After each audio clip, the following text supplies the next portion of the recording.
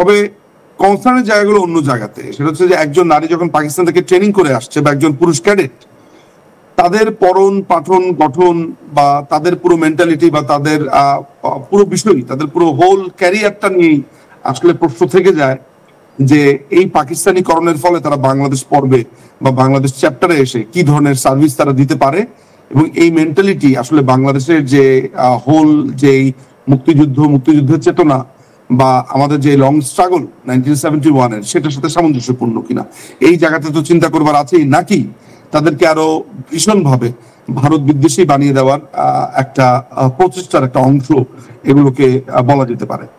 সেটা নিয়ে আমার প্রশ্ন আসতে পারে আসলে। এখান থেকে নিজবাবু আরো একটা বিষয় কিন্তু লক্ষণীয়, এই মুহূর্তে দাঁড়িয়ে যদি আমরা অনুপ্রবেশের বিষয়টার দিকে একটু নজর রাখি তাহলে দেখব যে অনুপ্রবেশের ঘটনা কিন্তু প্রায় প্রতিনিয়ত ঘটছে, এবং এই যে বর্ডার এরিয়া তাতে কিন্তু অনেক জায়গাতেই ধরা পড়ছে। সেখানে দাঁড়িয়ে এই যে ট্রেনিং চলছে, এই সমস্ত কিছুর মাঝখানে হিন্দু নাম পাল্টে ভারতে প্রবেশ করে অন্য কোনো উদ্দেশ্য কি থেকে যাচ্ছে এই গোটা বিষয়টার পেছনে?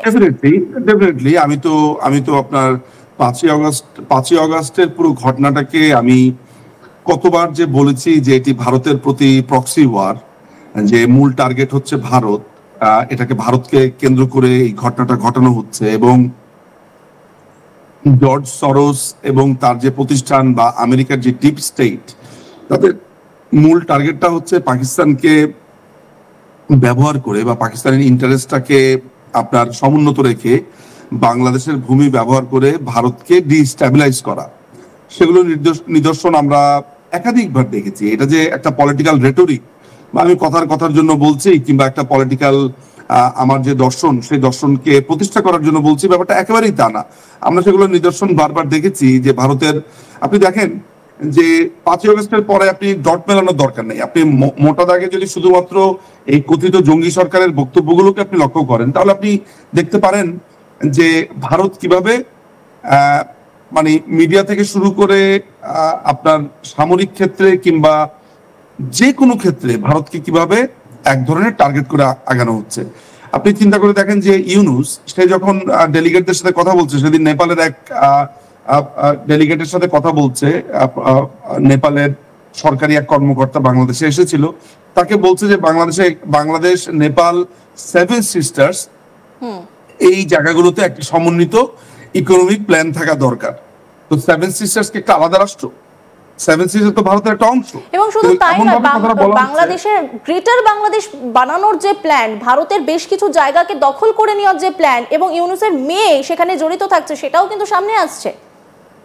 একদম, আপনি ইউনুসের মেয়ে আপনার কোন প্রোটোকলে কিংবা সরকারি এমন কি পদে আছে যেখানে সে চায়না যাচ্ছে, আপনার পৃথিবীর বিভিন্ন দেশে জাতিসংঘ থেকে শুরু করে, যেই মানে সোজা কথা হচ্ছে যে যেখানেই যাচ্ছে আমরা তার মেয়েকে ওর সাথে দেখছি। কিন্তু আসলে প্রশ্ন এই জায়গা থেকে সবচেয়ে জরুরি যেই জায়গায় করা প্রয়োজন, সেটা হচ্ছে যে ভারতকে অস্থিতিশীল করবার জন্য বাংলাদেশের ভূমিকে ব্যবহার করা হচ্ছে। 5ই আগস্টের পরবর্তী সময় আমরা সেটা দেখেছি, এবং সেখানে মার্কিন যে প্ল্যান এবং সেখানে পাকিস্তানি যেই চরেদের অনুপ্রবেশ এবং আইএসআই যে তৎপরতা, সেটা নিয়ে কনসার্ন হওয়ার আছে। এবং আপনি আমাকে যে প্রশ্ন করেছেন তাতে আমার কোনো ধরনের দ্বিমত নেই যে ভারতের এই সীমান্তবর্তী এলাকাগুলো বা এই জায়গাগুলোতে ডিস্ট্যাবিলাইজ করা, সেখানে আপনার বিভিন্ন রকমের সমস্যা তৈরি করা, সেগুলো খুবই আমরা এভিডেন্ট আর কি যাকে বলে। এটা নিয়ে এখন মনে হয় না কল্পনার পর্যায়ে জিনিসটা এখন পর্যন্ত আছে, এটা আমরা রীতিমতো দেখতে পাচ্ছি।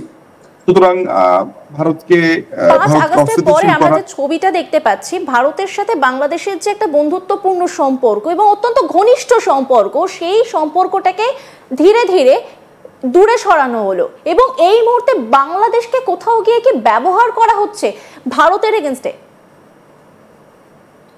বাংলাদেশকে ব্যবহার করা হয়েছে কিনা সেটা হয়তো বা ভবিষ্যৎ বলবে। তবে বাংলাদেশে ভারত বিদ্বেষী যেই অংশটা আছে, মানে ভারত বিদ্বেষী রাজনীতির যেই এক ধরনের ফ্লো আছে বাংলাদেশে, এটা তো অস্বীকার করা যায় না যে মুক্তিযুদ্ধের পর থেকে ভারত বিদ্বেষীর যেই বাম্পার বা যে ফসল লাগানো হয়েছে, সেটা একটা বাম্পার ফলন আমরা 5ই আগস্ট পরবর্তী সময় দেখেছি। এবং সেটার নোংরামিটা কোন পর্যায়ে গিয়ে ঠেকেছে এখানে বর্ণনা করলে প্রোগ্রাম অনেক লম্বা হয়ে যাবে। কিন্তু ভারত বিদ্বেষী মনোভাবের যে পুরো ব্যাপারটা সেটা আমরা প্রতিদিনই দেখছি, স্লোগানে বলুন, বক্তব্যে বলুন, কর্মকাণ্ডে বলুন। এখন দেখেন, গতকালকে আমরা দেখেছি যে ভারত বাংলাদেশ থেকে সব ধরনের সুযোগ সুবিধা আস্তে আস্তে বন্ধ করে দিচ্ছে, আমদানিকে রেস্ট্রিক্ট করছে, ট্রান্সশিপমেন্ট সুবিধা বাতিল করে দিয়েছে, সীমান্ত সিলগালা করে দিয়েছে, নানান ধরনের মেজার নিচ্ছে এবং সেটা ভবিষ্যতে আরো স্ট্রিক্ট মেজার গুলোতে নেবে বলে আমার ধারণা। যেমন আকাশসীমা বন্ধ করে দেওয়া থেকে শুরু করে বাংলাদেশের সাথে যে কোনো ধরনের যোগাযোগ বন্ধ করে দেওয়ার একটা সম্ভাবনা আমি এই খুবই রিসেন্ট ফিউচারেই আমি দেখতে পাই। কিন্তু সেক্ষেত্রে দাঁড়িয়ে বাংলাদেশ নিজেদেরকে কিভাবে স্টেবল করবে? কারণ যাকে ভরসা করছে পাকিস্তানের নিজেদেরই কোনো স্টেবিলিটি নেই, সেখানে যথেষ্ট আর্থিক যে দিকটা যদি আমরা নজর দিই, সেখানে আর্থিক পরিস্থিতি পাকিস্তানের যথেষ্ট খারাপ। সেখানে দাঁড়িয়ে বাংলাদেশ কি করবে? দেখেন, আমি সেই কথা যদি চিন্তাই করতো তাহলে কোনো কারণ ছাড়া ভারতের মতো একটা পরাশক্তি, যাদের সাথে আমাদের ব্যবসায়িক সম্পর্ক রয়েছে, যাদের সাথে আমাদের একটা আর্থিক সম্পর্ক রয়েছে, ঐতিহাসিক সম্পর্ক রয়েছে, তাদের সাথে এই শত্রুতার ব্যাপারটা তো কমপ্লিটলি একটা অযৌক্তিক ব্যাপার। আমি আগেই বলেছি যে এই পুরো ব্যাপারটা কিন্তু আসলে শুধুমাত্র ভারতকে একটা হিন্দু রাষ্ট্র অর্থাৎ ধর্ম বিবেচনা করে ভারতকে ট্রিট করছে ভারত বিদ্বেষীরা। এই জায়গাটাতে আমি বারবার বলেছি যে ভারতের জায়গাতে আজকে যদি ধরেন এটি একটি সৌদি আরব হতো, এটি কাতার বা মধ্যপ্রাচ্যের কোনো একটা মুসলিম রাষ্ট্র হতো, তাহলে আপনি ভিন্ন চিত্র দেখতে পারতেন। বাংলাদেশের একটা বড় অংশের মানুষের মধ্যে, বড় অংশ, সবাইকে বলছি না, বড় অংশের মানুষের মধ্যে যে সাম্প্রদায়িক মনোভাব এবং তাদের মধ্যে যে এই পাকিস্তান প্রীতি তাদের জন্ম লগ্ন থেকে, সেই জায়গাগুলোকে ট্রিগার করেছে ভারতের সাথে এই সম্পর্ককে নিয়ে আসার জন্য। ফলে বাংলাদেশে ভারত বিদ্বেষী যে রাজনীতির যে অংশটা আছে তাদেরকে চাঙ্গা করেই তো আজকে 5ই আগস্টের এই খলনায়কেরা এখন পর্যন্ত টিকে আছে। ফলে এই জিনিসটা তো এটা বললে অত্যুক্তি হয় না যে ভারতের সাথে এই সম্পর্ক অস্বাভাবিককরণ বা শত্রুকরণ, এই প্রক্রিয়াটা তাদের রাজনীতির একটা মাল মশলা হিসেবে ব্যবহৃত হচ্ছে। এটাই এখনকার জন্য বাংলাদেশের জন্য বাস্তব। আর আপনি যে প্রশ্নটা করছেন যে বাংলাদেশকে ব্যবহার করা হচ্ছে কিনা, আপনার কথা শুনলে মনে হতে পারে যে বাংলাদেশ একটা দুধের শিশু, সে কিছুই বোঝে না, তাকে মানুষ ব্যবহার করছে। সে খুব বুঝে শুনে বাংলাদেশের মানুষের প্রতিনিধি হয়ে, যেটা বাংলাদেশের মানুষ কোনো ম্যান্ডেটই দেয়নি, বাংলাদেশের মানুষ কোনো ভোটও দেয়নি, অযাচিত ভাবে ভারতের সাথে এই শত্রুতা করে ভবিষ্যতের জন্য বা একটা লং টার্মে বাংলাদেশকে একটা ফ্র্যাজাইল বা একটা ভঙ্গুর বা একটা ভয়ানক রকম জায়গাতে নিয়ে যাওয়ার প্রচেষ্টা করছে।